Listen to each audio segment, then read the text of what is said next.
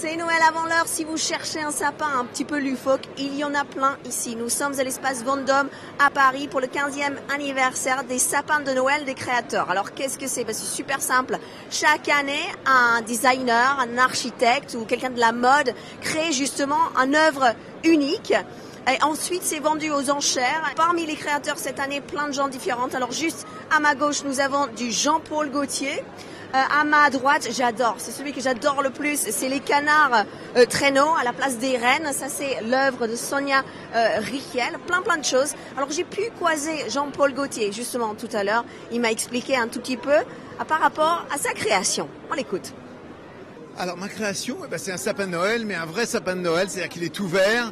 La seule chose, c'est que c'est un morphing, on va dire, de marabout. C'est-à-dire qu'il est en plume, c'est du cygne comme ça et tout, et donc il est tout à toucher.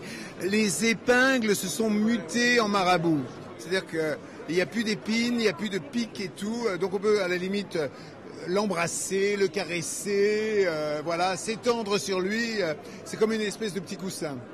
Donc rendez-vous un tout petit peu plus tard dans la soirée pour savoir quel sapin a récolté le plus d'argent. Les bénéfices iront à une association pour les enfants, notamment l'association de Carla Bruni Sarkozy qui s'appelle Enfants à l'hôpital. Alors il y a quand même un sapin qu'il faut que je vous montre. Celui-là, je ne le mettrai pas forcément dans mon salon. Voilà, à tout à l'heure.